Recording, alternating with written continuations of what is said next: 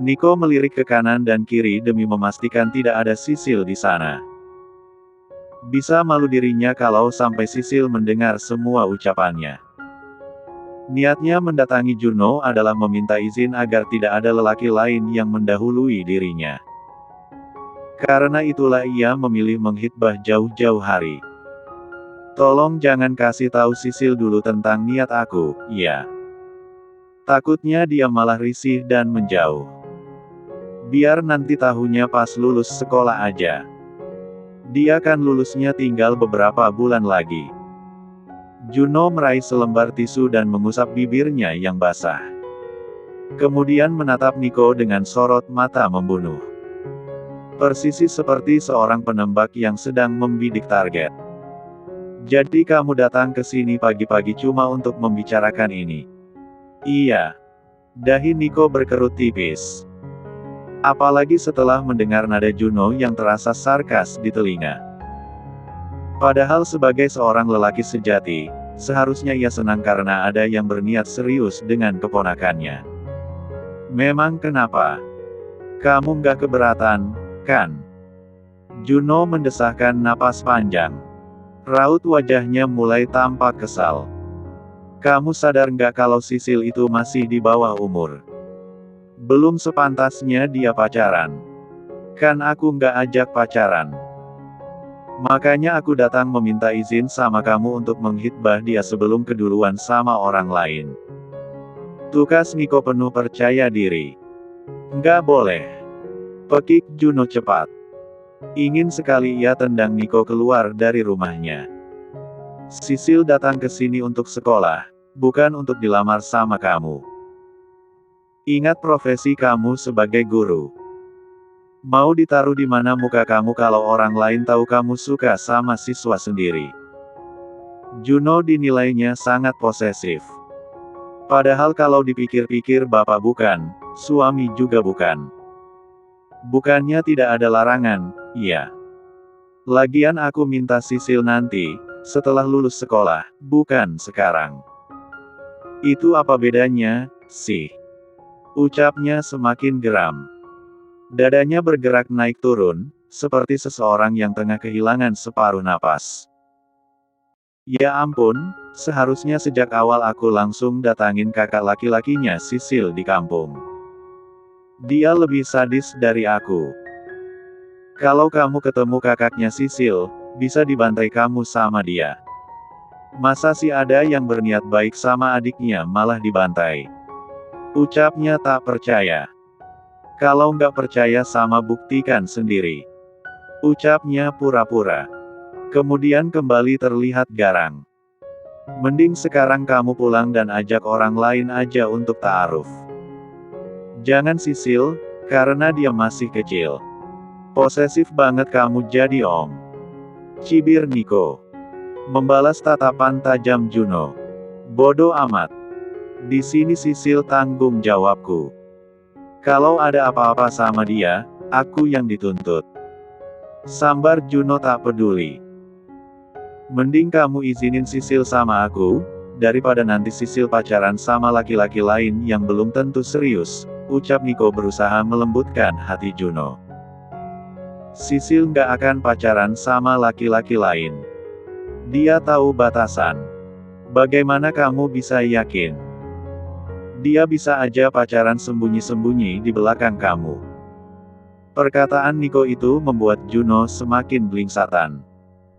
Berbagai pikiran buruk sudah menghantam kepalanya. Bagaimana jika ucapan Nico nanti menjadi kenyataan?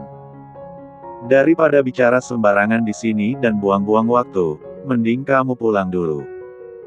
Lalu niat baikku gimana? Bisa dipertimbangkan, bukan? Pinta Nico sekali lagi. Tetap nggak bisa. Nico mendesah panjang. Ia hanya dapat menelan kekecewaan. Niatnya untuk serius malah mendapat penolakan dari Juno. Ia harus meninggalkan rumah temannya itu tanpa mengantongi izin. Sialan ini om satu. Makinya dalam hati. Di sisi lain, setelah kepergian Nico, Juno masih uring-uringan di balkon rumah. Ia sedikit menyesal, mengapa dulu tidak mendaftarkan Sisil ke sekolah lain? Sambil membersihkan kandang Dodo dari kotoran-kotoran, ia sesekali menggerutu. Ia masih ingat insiden saat membersihkan kandang burung kecil itu beberapa waktu lalu. Sebuah insiden memalukan yang mengantarkannya kepada Sisil. "Awas kamu kalau terbang lagi dan masuk ke rok orang. Saya nggak bisa terus bertanggung jawab untuk perbuatan kamu," ucapnya malas. Burung kecil itu tampak masih anteng bertenggeng pada sebatang ranting kecil. Sesekali terdengar suara kicauannya yang menyebalkan. Cukup lama Juno menghabiskan waktu di balkon, hingga selesai membersihkan kandang burung. Ia memasukkan lagi burung kecil itu ke sangkarnya. "Do, kamu tahu, enggak? Sisil mau dilamar sama si Niko," ucap Juno kepada burung beo kecil peliharaannya itu. Ia memasukkan makanan ke dalam wadah kecil yang berada di dalam kandang, kemudian duduk sebentar menemani burung kecil itu. "Kalau kamu jadi saya dan istri kamu dilamar laki-laki lain tepat di hadapan kamu sendiri, apa yang akan kamu lakukan?" tanya Juno. Wajahnya tampak serius. "Kasih slow," jawab Dodo apa adanya. Suaranya bahkan terdengar begitu ceria. Mata Juno pun berkilat marah mendengar jawaban burung kecil itu. Andai sudah tidak dianggap adik sendiri, pasti sudah dicekik sampai mati. "Enak banget kamu jawab kasih slow. Makanan kamu dimakan burung lain aja kamu marah. Apalagi kalau burung lain ambil istri kamu. Kasih slow aja." Begitu bunyi kicauan Dodo yang berhasil tertangkap oleh indera pendengaran Juno. Mendadak pasokan oksigen di sekitar terasa berkurang bagi lelaki itu. Percuma ia menghabiskan waktu untuk bertukar pikiran dengan Dodo. "Kamu itu burung jantan atau bukan?" ucapnya semakin kesal. "Ngomong kasih slow lagi, saya kirim kamu ke hutan Amazon." Dodo hanya mengibaskan sayapnya, lalu mulai mematuk biji-bijian kecil yang diletakkan sang majikan di dalam sangkarnya. "Sudah ah, saya mau masuk. Makin buntu kalau lama-lama ngobrol sama kamu." Ia menghembuskan napas kasar, lalu meninggalkan burung kecil itu seorang diri.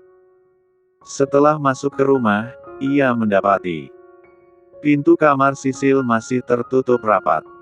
Ia sendiri malah berjalan mondar-mandir di depan kamar. Hari sudah bergerak menuju siang, namun makhluk di dalam sana belum keluar juga. Ini anak ngapain dari pagi di kamar nggak keluar-keluar? Jangan-jangan pingsan dia di dalam sana. Akhirnya Juno memilih mengetuk pintu secara perlahan. Sisil baru membuka setelah 3 kali mengetuk. Begitu pintu terbuka, mata Juno terpaku sampai lupa berkedip. Jantungnya berdegup lebih cepat. Sisil tampak keluar dari kamar dengan balutan mukena berwarna putih. Sekarang Juno mulai sedikit paham, apa yang membuat Niko yang tidak pernah serius itu sampai jatuh hati pada Sisil. "Ngapain kamu di kamar? Kenapa dari pagi nggak keluar?"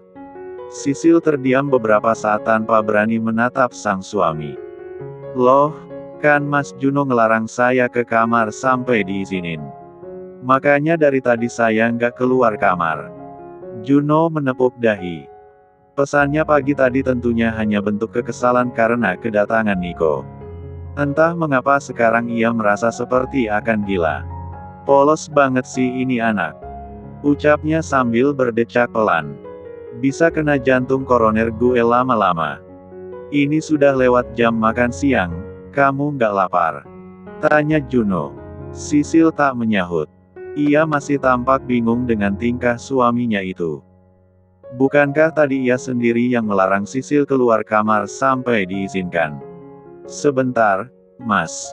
Saya buat makan siang dulu." Sisil akan melangkah, namun Juno menarik pergelangan tangannya, hingga gadis belia itu terhenti. Bahkan tubuh kecilnya harus menubruk dada Juno, sebab mendadak kehilangan keseimbangan akibat ditarik Juno. "Sorry, saya nggak sengaja," bisiknya pelan, sambil menghirup arom empatifibus Sisil yang wangi. Nggak usah masak, kelamaan. Makan siang di luar aja. Kalau gitu, saya ganti baju dulu, ucap gadis belia itu. Ya udah, cepetan ganti bajunya. Iya, Mas. Sisil menutup pintu kamar, melepas mukena dan mengganti pakaiannya. Kurang dari 5 menit ia sudah keluar kamar dan mendapati Juno sudah duduk menunggu di teras rumah. Pakai helmnya, perintah lelaki itu, kemudian naik ke motor lebih dulu. Keduanya lantas menuju ke sebuah food court terdekat. Sebuah tempat dengan beberapa kedai makanan yang menawarkan menu bervariasi. Mulai dari makanan Indonesia sampai makanan ala Korea pun tersedia. Kamu mau makan apa? Tanya Juno sambil membaca buku menu. Apa aja, Mas? Hembusan napas Juno terdengar kasar. Sadar atau tidak, ini adalah kali ketiga ia dan Sisil makan di luar, namun 3 kali pula ia harus dibuat bingung dan harus menebak makanan yang disukai sang istri. Kamu pesan aja, apa susahnya sih? Mana? Saya tahu kamu suka makan apa. Nada Juno yang terdengar sarkas itu membuat Sisil menunduk. Ia menghela napas, sebab suaminya itu memang terkesan galak dan dingin. Nasi goreng aja deh, Mas, jawabnya singkat. Yakin mau nasi goreng aja? Dari puluhan menu yang ada di sini kenapa nasi goreng yang kamu pilih? Jangan bilang karena murah. Juno menggerutu panjang lebar. Sisil mengatupkan bibir rapat. Tebakan Juno memang benar adanya. Ia memilih nasi goreng karena merupakan menu paling murah di kedai itu. Saya aja yang pilih, ucap lelaki itu pada akhirnya. Kemudian memilih beberapa menu yang ia tebak akan disukai Sisil. Kurang dari 30 menit, pesanan sudah datang. Keduanya tampak menikmati makan siang berdua. Di sela-sela makan, beberapa kali Juno tampak mencuri pandang ke arah Sisil seperti sedang menyelidiki sesuatu. Kira-kira apa yang dilihat Niko dari Sisil sampai dipepet terus? Ucap Juno dalam hati. Sikap Niko yang begitu frontal mendekati Sisil menciptakan tanda tanya di hati Juno, tentang hal apa yang dimiliki Sisil, yang membuat Niko begitu intens mendekatinya. Bahkan tadi pagi ia berniat mengajaknya ta'aruf. Namun, kemudian Juno mendapati satu hal yang tak terbantahkan. Semakin ditatap, Sisil tampak semakin manis alami. Wajahnya teduh dan nyaris tanpa beban, perangainya lemah lembut. Sangat jauh berbeda dengan siswi centil yang selama ini ia lihat di sekolah. Sikap Sisil terlihat jauh lebih dewasa, lebih tenang. Ada rasa penasaran, bagaimana wujud Sisil tanpa hijab yang menutupi kepalanya. Akankah ia seperti sosok yang dilihat Juno malam itu? Ah, rasanya tidak mungkin. Juno menolak mentah-mentah pikirannya sendiri. Kenapa, Mas? Tanya Sisil, saat menyadari Juno terus menatapnya. Ia langsung merapikan hijab dan mengusap wajahnya demi memastikan tidak ada yang aneh. Nggak apa-apa. Saya cuma lagi ngelamun. Oh. Sisil mengangguk paham, meskipun sebenarnya ia bingung dengan sikap sang suami. Oh ya, minggu depan akan ada acara berkemah di luar kota. Saya nggak mungkin ninggalin kamu sendirian di rumah. Nggak apa-apa, Mas, jawab Sisil cepat. Mas Juno berangkat aja. Saya nggak apa-apa sendirian di rumah, kok. Sisil pikir, Juno pasti mengira dirinya akan takut jika ditinggal sendirian di rumah. Akan tetapi, perkiraan Sisil itu salah besar. Kamu nggak takut, tapi saya yang takut ninggalin kamu sendirian. Si Niko bisa ngapel setiap malam. Apalagi Niko batal ikut perkemahan, ujarnya dalam hati. Memikirkan dirinya terjebak di hutan belantara, sementara Niko menyambangi Sisil setiap malam membuat hawa sekitar terasa memanas bagi lelaki itu. Kamu nggak mau ikut? Nggak takut sendirian di rumah? Kalau ada maling gimana? Tanya Juno setengah memaksa. Kan saya bisa kunci pintu, Mas. Saya akan hati-hati selama Mas Juno di luar kota, jawab Sisil polos. Bukan jawaban kayak gitu yang gue harap. Anak ini benar-benar, iya. Ia membuang napas kasar. Mengunyah makanan dengan kesal. Kamu ikut ajalah. Rumah saya itu sedikit angker. Kamu nggak takut memangnya?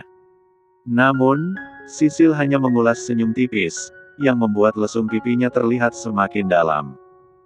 Insya Allah tidak, Mas. Lagi pula, saya sering sendirian di rumah tapi nggak pernah lihat hal-hal aneh. Lagi, Juno menahan kesal. Mengasah otak demi mencari alasan masuk akal agar Sisil mau ikut berkemah. Tapi teman sekelas kamu banyak yang ikut. Lebih baik kamu ikut. Sekalian tambah teman. Sisil menatap lelaki itu. Jika dipikir lagi, ide Juno memang tidak buruk. Kebetulan Sisil memang belum pernah ikut perkemahan, karena selama ini Arvin, sang kakak sangat posesif terhadapnya. Sisil terlambat pulang saja ia akan mengamuk membabi buta. Boleh, deh. Saya mau ikut aja kalau gitu. Juno menyembunyikan seringai di sudut bibirnya. Saya nggak maksa kamu loh. Jangan terpaksa begitu wajahnya, ucap Juno membuat Sisil mengulas senyum tipis. Memang di kampung, kamu nggak pernah ikut berkemah. Enggak, Mas. Kak Arvin selalu ngelarang saya ikut kegiatan di luar sekolah. Kakak kamu itu sebenarnya kakak kandung atau bukan sih? Kenapa saya ngerasa dia nggak sayang sama kamu? Tak ada sahutan dari Sisil. Dalam hitungan detik bola matanya tampak berkaca-kaca. Melihat wajah sedih istrinya membuat Juno menghela napas panjang. Ia pun masih merasa kesal dengan ulah kakak iparnya itu. Arvin bahkan sudah beberapa kali meminta uang kepadanya dengan ancaman yang sama. Sudah, nggak usah bahas kakak kamu itu. Saya juga masih kesel sama dia yang maksa kita nikah. Maafin saya, Mas. Saya sudah jadi beban buat Mas Juno. Sisil berucap lirih. Juno terdiam seketika. Kalimat Sisil membuatnya merasa bersalah. Bukan salah kamu. Kalau ada yang perlu disalahkan itu si Dodo yang kurang ajar. Ujar Juno, melemparkan akar masalah pada burung beo peliharaannya itu. Juno meneguk sebotol air mineral sesaat setelah menghabiskan makan siangnya. Tepat setelah itu, ponsel miliknya berdering. Buru-buru lelaki itu mengeluarkan benda pipi itu dari saku celana. Sembari berharap dalam hati yang menghubungi bukan Alia atau Niko. Namun, nama yang tampil pada layar membuat Juno terdiam selama beberapa detik. Gawat, Ibu.